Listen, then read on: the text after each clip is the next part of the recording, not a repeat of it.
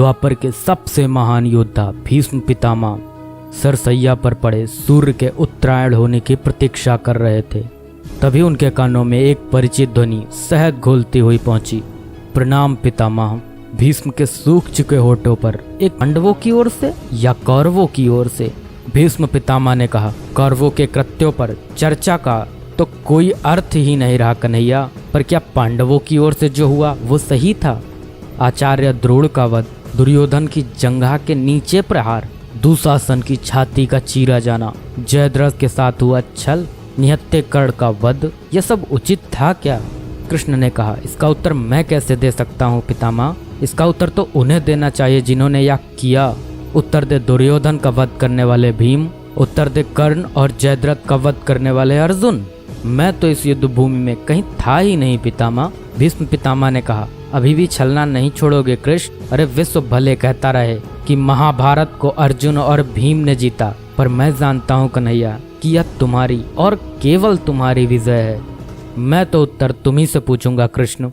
भीष्म पितामह के इतना कहते ही कृष्ण थोड़ा गंभीर स्वर में बोले, तो सुनिए पितामह, कुछ बुरा नहीं हुआ, कुछ अनैतिक नहीं हुआ, वही हुआ जो होना चाहिए। भीष्म पितामह ने कहा, या तुम कह रहे हो केशव, मर्यादा पुरुषोत्तम राम का अवतार कृष्ण कह रहा है? यह छल तो किसी युग में हमारे सनातन संस्कारों का अंग नहीं रहा, फिर यह उचित कैसे हुआ? कृष्ण ने कहा, इतिहास से शिक्षा ली जाती है पितामह, पर निर्णय वर्तमान की परिस्थितियों के आधार पर लेना पड़ता है।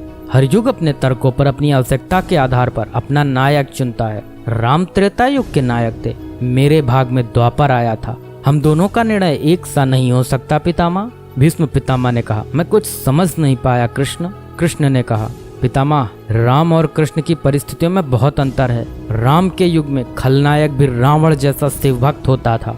तब रावण जैसी नकारात्मक शक्ति के परिवार में भी विभीषण जैसे संत हुआ करते थे। तब बाली जैसे खलनायक के परिवार में भी तारा जैसी विदुषी स्त्रियां और अंगद जैसे सज्जन पुत्र होते थे।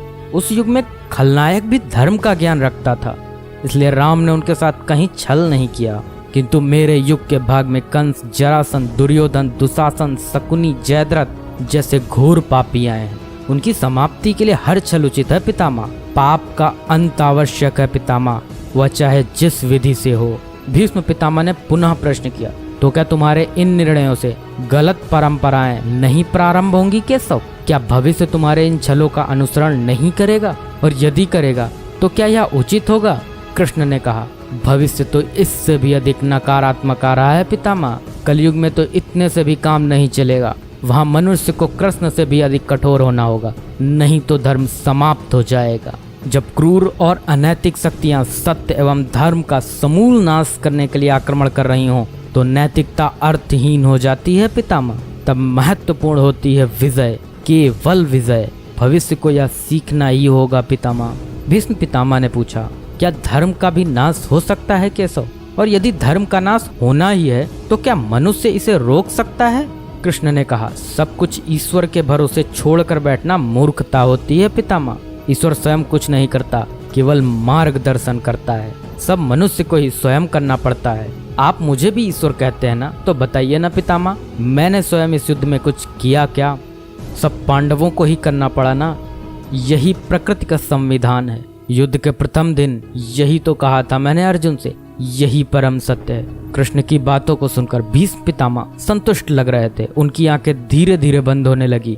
उन्होंने कहा, चलो कृष्ण, या इस पृथ्वी पर अंतिम रात्रि है, कल संभवतः चले जाना होगा। अपने इस अभागे भक्त पर कृपा करना कृष्ण। कृष्ण ने मन में ही कुछ कहा और भीष्म को प्रणाम कर लौट चले।